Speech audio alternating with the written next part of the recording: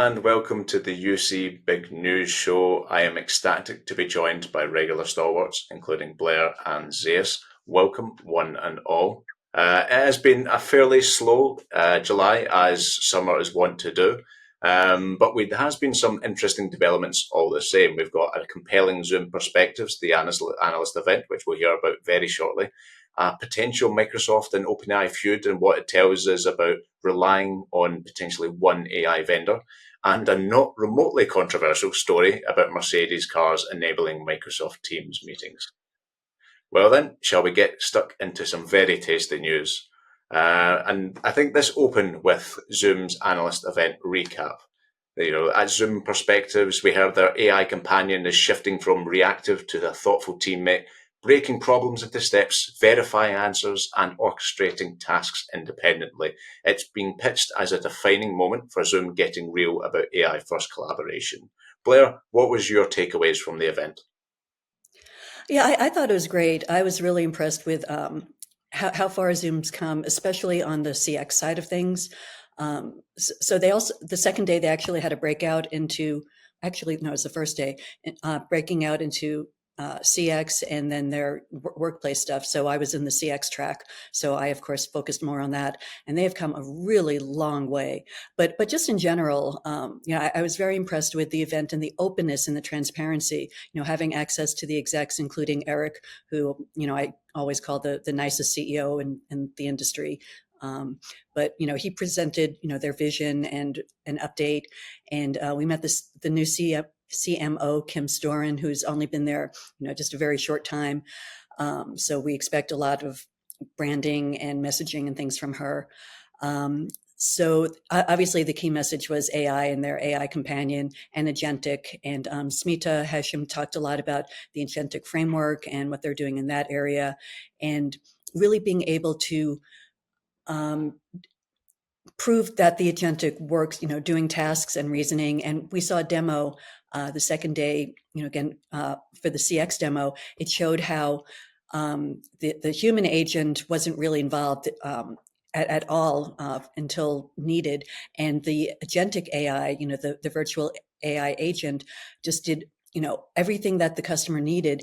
And it showed that it did reasoning and did tasks on its own without specifically being prompted, because it had skills that were assigned to it and was able to do these skills without being told, okay, now you need to do this and now you need to do that. It just used reasoning and figured out, okay, this is the next step and this is what I need to do.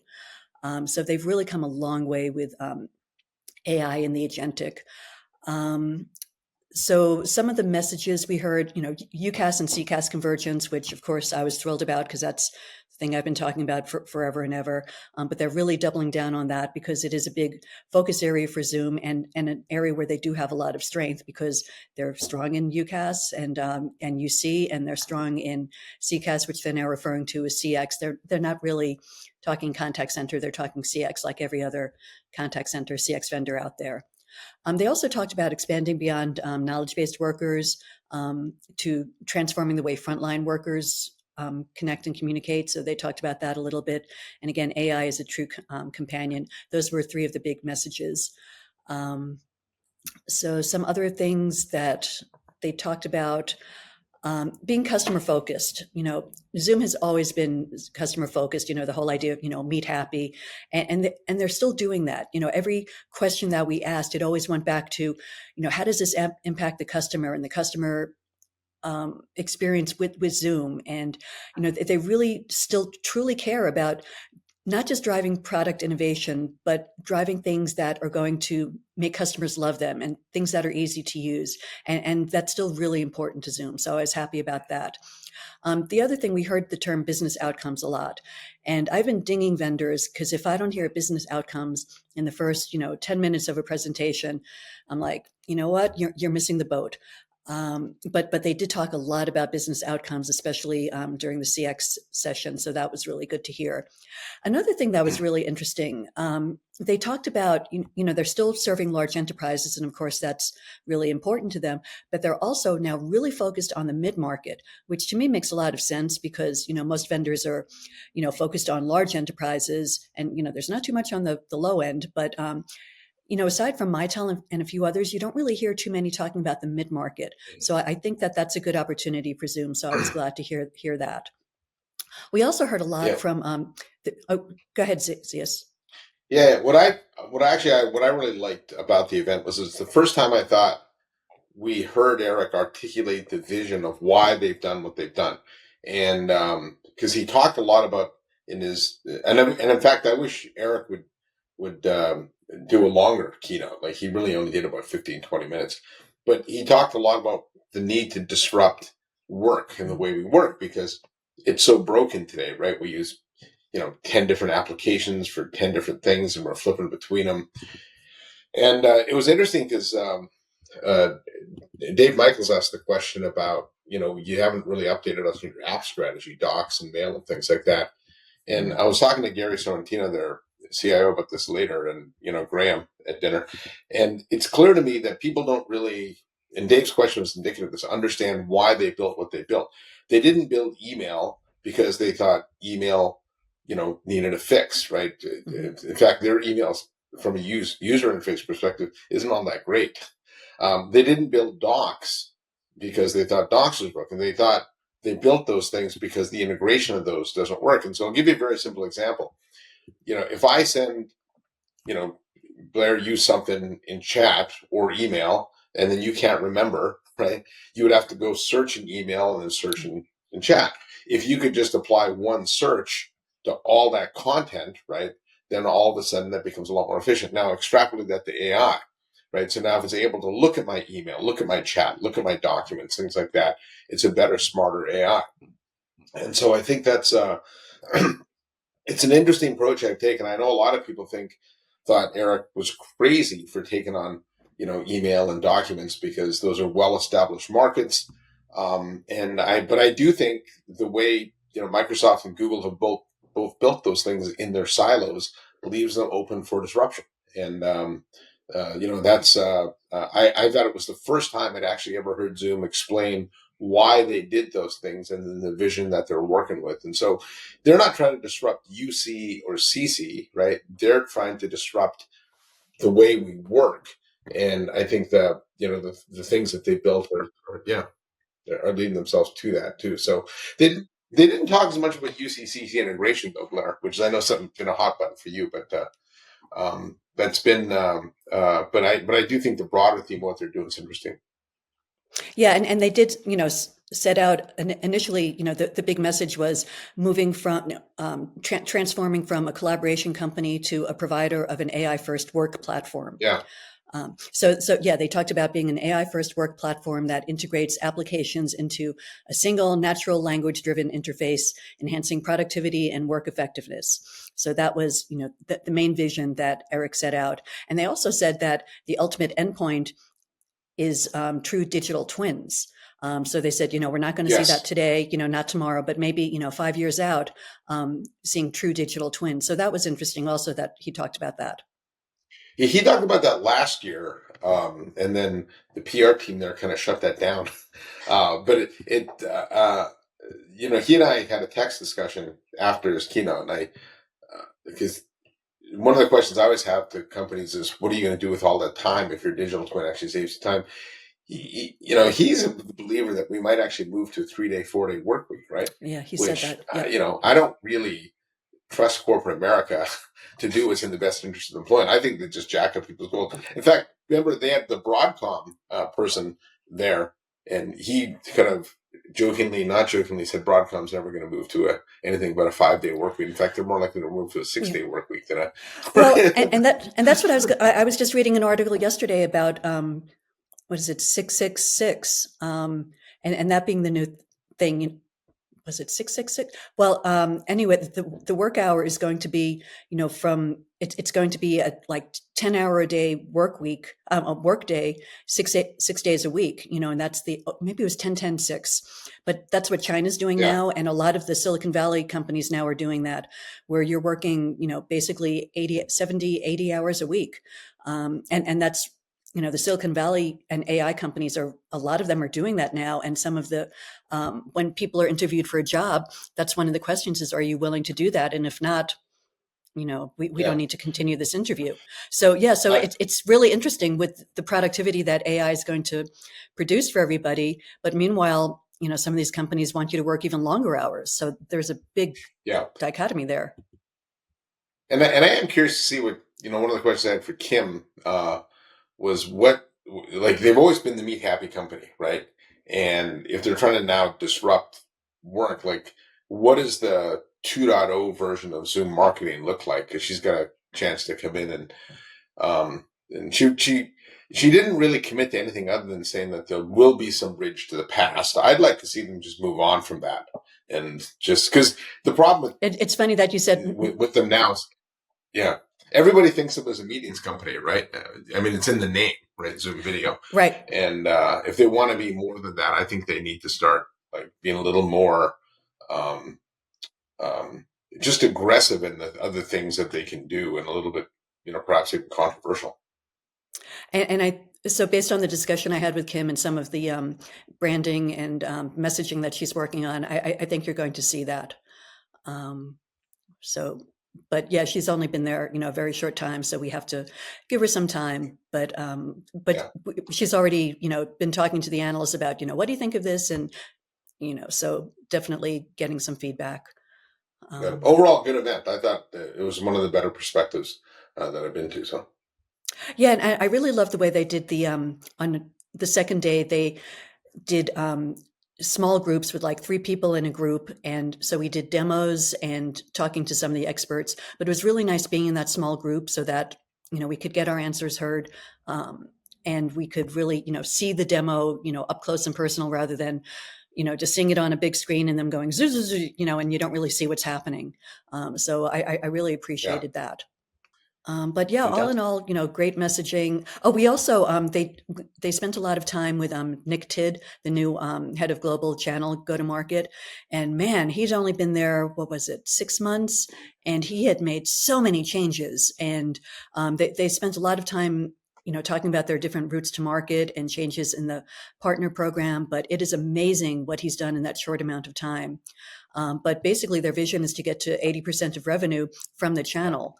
And they're working hard to do that. And Well, that piece of the business was fundamentally broken. I know I've talked to many channel partners.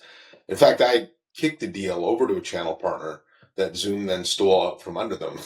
This is a couple of years ago, and it was very common to talk to channel partners that said that Zoom would come in and at the 11th hour offer better pricing. And so I said to them, look, as long as you're not stealing deals from your partners anymore, it's all upside from there. So we kind of joked about that. Yeah, he's a real definitely channel got guy. that. And between him and Mike Conlon, they've never really had real channel people in that company before. They had people that grew up and tried to put channel program together.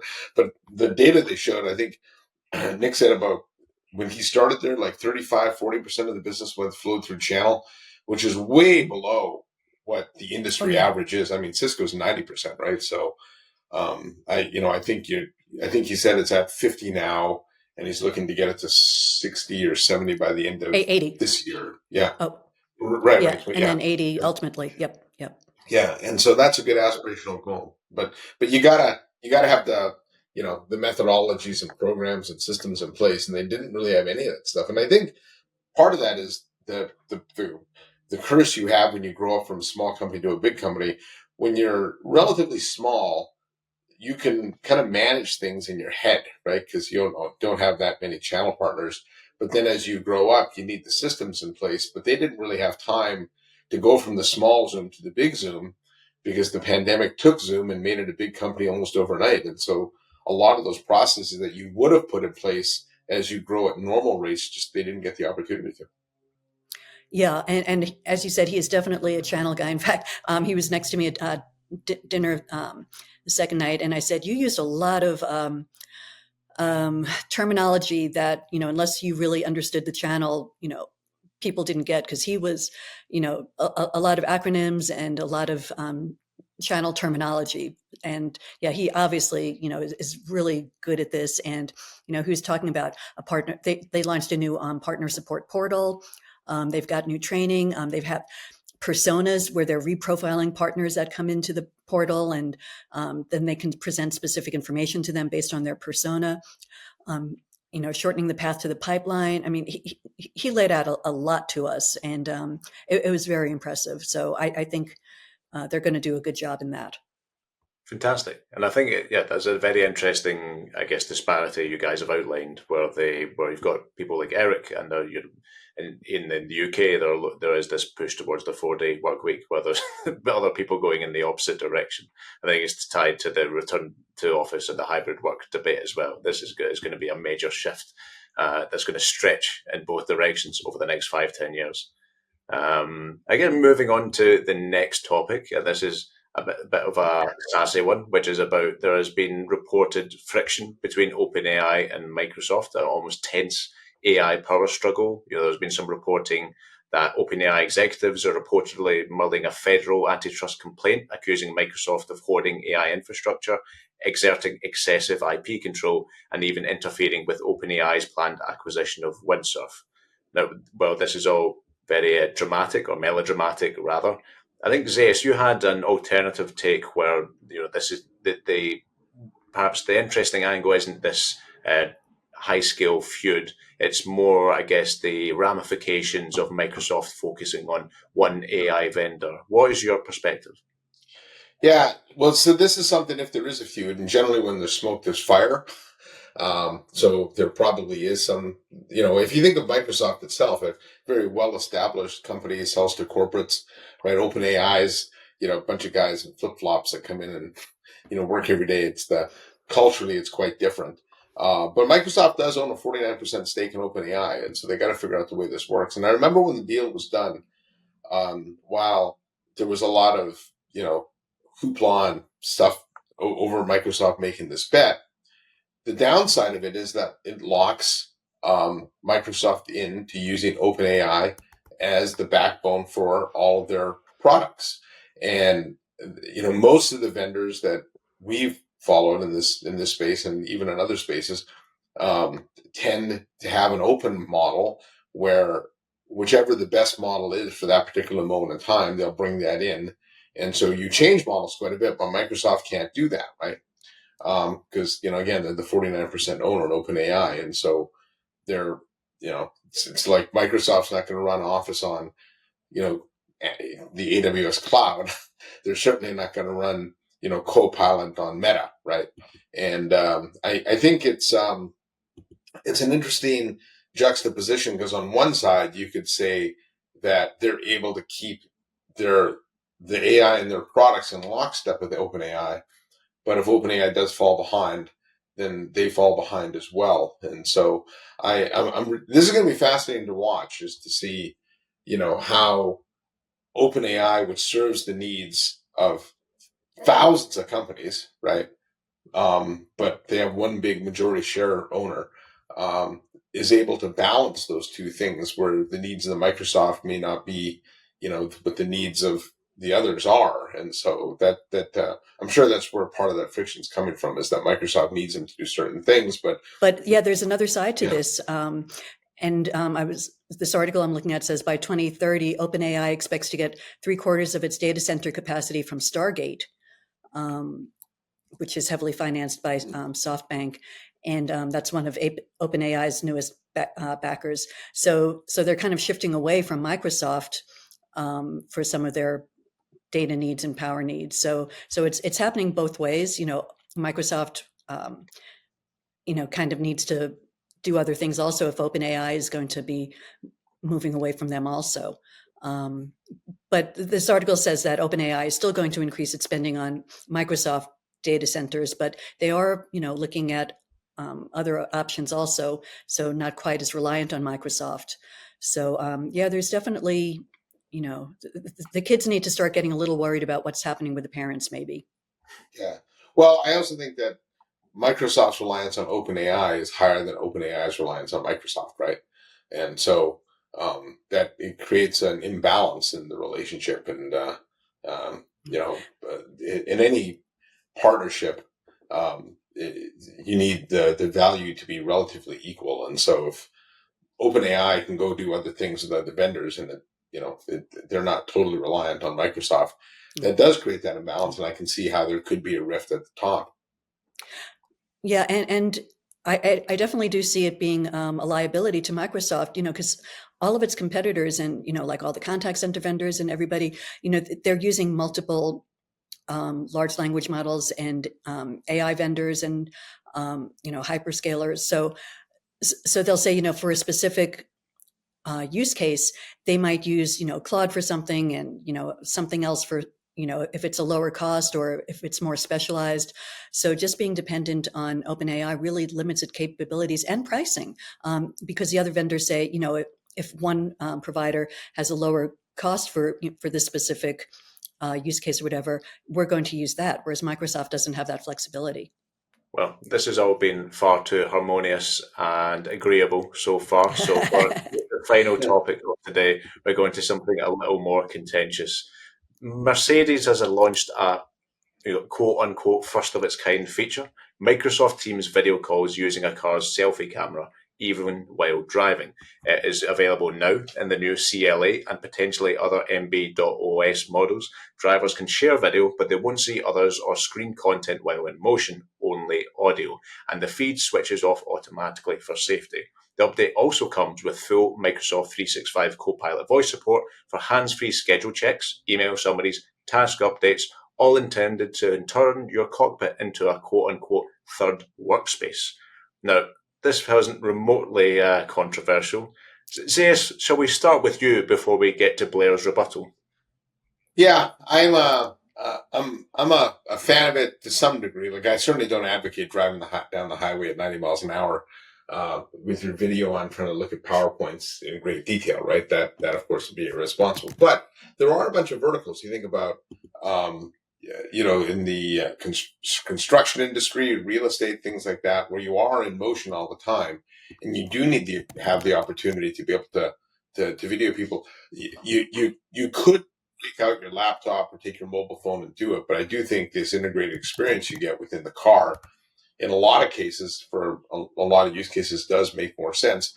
And I also think the other benefit it gives you is, I think a lot of people, and I've had to do this myself, when you're driving, you join a call, and then if you want to be able to record the call, you have to open up a separate app, for Otter, and then load, and then, try and get the transcriptions that way. If it's all integrated together, you do get the access of all the AI capabilities that Microsoft bring with Copilot. I think that's the big benefit, is however you get people into the Microsoft meeting, you then get the benefits of Copilot. And so I certainly don't think this is for everybody, right? But for a lot of use cases out there, particularly the ones where people are, delivery vehicles, like field service, like I said, construction, even campus workers, perhaps, that are driving around a university or whatever, having access to meeting technology, even video, can be beneficial. You're positioning it really nicely, and I will agree with a lot of what you said, but I don't think that's the real intent. I think it's for knowledge workers to be able to have Teams meetings while on the road. And I'm okay with, participating in meetings while driving to an extent, but this is about video and basically this announcement is about showing the driver on video during a meeting. So I really don't understand the purpose of that, just to say, okay, I'm here and I'm an active participant. So, yes, being able to, listen into a meeting while it's going on and join a meeting while you're driving, to some extent, yes. But, the whole idea of, and it's what we talked about before, just expanding the work life. It's like, let people drive, don't make people work 24 hours a day. So yeah, there's the work-life balance thing, which, is a very minor part, because yes, people are going to have meetings while driving, but to me, the distracted driving part is huge. Just listening into an audio, to a call, via audio is one thing, but they're talking about video and wanting to be an active participant. So if I'm driving, I can't really focus and be a full active participant in a meeting safely. again, yes, I can listen and I can say, no, I disagree, or, can we talk about this or whatever. But to really be an active participant in a meeting on video while driving, to me, that's just asking a lot. And, we can talk about all the statistics about distracted driving, but I think we know, distracted driving is a big I suppose issue. this comes down to philosophy. So if you believe people are going to do this, right, one way to do it is to hold your phone or open up your laptop. Even people open up their laptops and put it on the passenger seat. This would be a better way to do it. Now you can argue the ethics of whether you should even be doing that or not. So if you are, now the other side of this is you might take somebody who wouldn't have done that and now put them in a position where they can do it, right? And they put themselves in a different position, right? And so, I think this comes down to just choice. The technology is there to do it. I believe every car eventually is going to have this capability built into it, right? WebEx, Ford partner, things like that. And then it comes down to the individual to decide when and how to use it. Like I said, I think within the context of a number of different industries, it does make some sense. I certainly don't think I don't think it really adds a lot just if you and I are, want to catch up on something, Blair, to turn video on. But I do think the Copilot tools that you would get, though, does, that's, or in the WebEx case there. Yes. Their AI agent, that does make some sense. And I certainly don't think there's any ability to share content, right? I can't really look at a PowerPoint while I'm driving, so. So to me, it's just because you can do something doesn't mean you should do something. So, the technology lets you do something, but, use some common sense. If you're, trying to get somewhere and looking for directions or whatever, don't be participating in a video meeting where you have to, show that you're, actively listening and participating. It's just, so I might be a Luddite, but and Zeus, as we said earlier, if you drive anything like you bike ride, maybe don't do video. Yeah. Okay. Well, I can accept that. Just wait till you get the heads-up display and the cycling glasses. If nothing else, it does allow journalists and copywriters to have some fun with headlines like Mercedes hitting the accelerator on its Teams updates and everything. So it did have some positive outcomes in the end. Events-wise, we have a quiet August ahead of us, but we have major September events, the likes of Zoomtopia, the likes of WebEx One, just over the horizon to kickstart the major H2 events approaching. And that is us. A massive thank you to Blair and Zeus for being here. Please give us a like and share on social media and LinkedIn. And if you have your own perspectives on the topics discussed today, please comment and let us know. I've been Kieran Devlin, the UC Today. That's Blair. That's Zeus. Thanks for watching.